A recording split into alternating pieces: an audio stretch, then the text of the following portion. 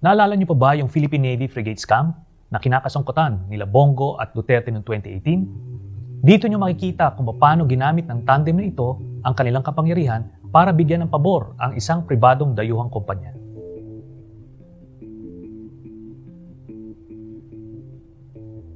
Medyo masalimuot itong issue nito pero kailangan nating maintindihan dahil isa itong halimbawa kung paano tayo pinapailaliman ni Duterte at Bongo. Kaya ito, himuyin natin ang gusto ang istoryang ito. Ang Frigate Acquisition Project o ang proyekto ng pagbili ng dalawang frigate o warships ng Philippine Navy ay nagsimula noong December 2013 noong Aquino Administration. March 2016, bago natapos ang Aquino Administration, nadeklarang nanalo sa government bidding ang South Korean company na Hyundai Heavy Industries or HHI. Finally, sa ilalim ng administrasyon ni Duterte, napirmahan ni Defense Secretary Delfin Lorenzana ang kontrata noong October 2016. Nagsimula ang kontrobersya nang biglang gustong palitan ng HHI ang ilang items na nakasaad sa kontrata, specifically ang tinatawag na Combat Management System or CMS ng barko. Ang CMS ay isang computer system na nagko-connect sa mga sensors, data links at mga major weapons ng barko para mas makatulong sa mga Navy officers sa paggawa ng desisyon during combat situations. Napaka-importante po nito.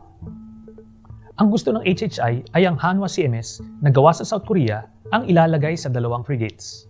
Kaya lang, ito ay bagong produkto na hindi pa nasusubukan ng ibang Navy sa mundo. Ang gusto naman ng Philippine Navy ay ang Tacticos Thales CMS na gawa sa Netherlands. Ito naman ay proven brand na at compliant pa sa kontrata. Napag-alaman ng Navy na makakamura ng mahigit 1 bilyong piso ang HHI kung masunod ang gusto nila na Hanwha ang maging CMS ng barkong gagawin.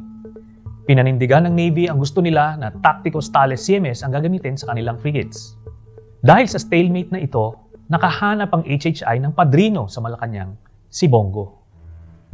January 12, 2017, merong dokumento at note na pinasa si Secretary Lorenzana kay Admiral Ronald Joseph Mercado na noon ay Flag Officer in Command ng Philippine Navy o pinakapinuno ng Navy. Ang sabi dito sa note, to Admiral Mercado, Ronald, this was given to me by Bongo. Go over it and prepare a report rebuttal to be submitted to the President. Signed, Secretary Lorenzana. Itong note na ito ay naka-attach sa isang dokumento na galing sa HHI na itinutulak ang Hanwha CMS na kung saan mas makakamura sila. Bukod pa sa mga documents na ito, sumulat pa mismo ang office ni Bongo noong January 18, 2017 sa Technical Working Group ng Philippine Navy na in charge sa Frigate Acquisition Project para sa isang meeting sa Malacanang. Dito ay sinubukan kumbinsihin ng opisina ni Bongo ang Technical Working Group na tanggapin na lang ang gusto ng HHI na piliin ang Hanwha CMS na mas mababang kalidad sa gusto ng Navy na Tacticos Thales CMS. Sa madaling salita, huling-huli si Bongo na nakialam sa procurement process para mapaboran ang isang private company na ikasasama naman ng Philippine Navy. Pero, ano nga ba ang unang sinabi ni Bongo tungkol sa isyong ito?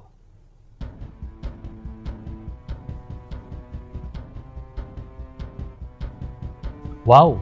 Wala raw siyang alam at magre-resign daw siya kung napatunayan na nakialam siya. Tigas na mukha, di ba? Kinalaunan, nagkabistuhan din dahil kinumpirma mismo ni Secretary Lorenzana na galing nga kay Bongo ang mga dokumento in behalf of HHI. Hindi lang yan, mismong si Duterte na ang umamin na siya ang nag-utos kay Bongo na makialam para sa South Korean company. There was this Korean who represented this and he was complaining why there as yet no order to deliver na nanalo sila. So yung letter niya, binigay ko kay Bong, give it to legal. So legal referred it to Lorenzana. So nagsulat si Lorenzana. Hindi pa natapos dyan ang mga naganap. Binanggit ulit ito ni Duterte sa kanyang 2019 State of the Nation Address.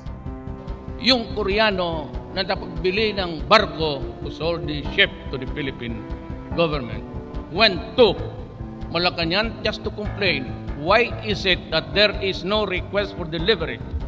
So I told Bong, ayusin mo yan. He went to Lorenzana and Lorenzana nagsulat siya. Kaya napaamin din si Bongo sa Senate hearing. Inindorso lang naman daw niya sa tamang ahensya ang reklamo dahil parte ito ng anti-corruption program ni Duterte. We are being castigated for endorsing a complaint to the proper agency. A mere routinary endorsement which is one of the thousands of complaints we endorse as part of PRRD's agenda to open the gates and ears of Malacanang. Para lang malinaw, ano ulit ang sinabi ni Bongo tungkol sa Navy frigate issue nung una? Rewind natin.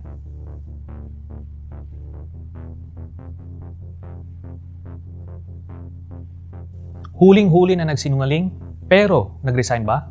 Syempre hindi. Parang si Duterte rin lang. Ilang beses nilaban ni Admiral Mercado at ilang opisyal ang Tacticos Tales CMS bilang compliant naman ito sa kontrata.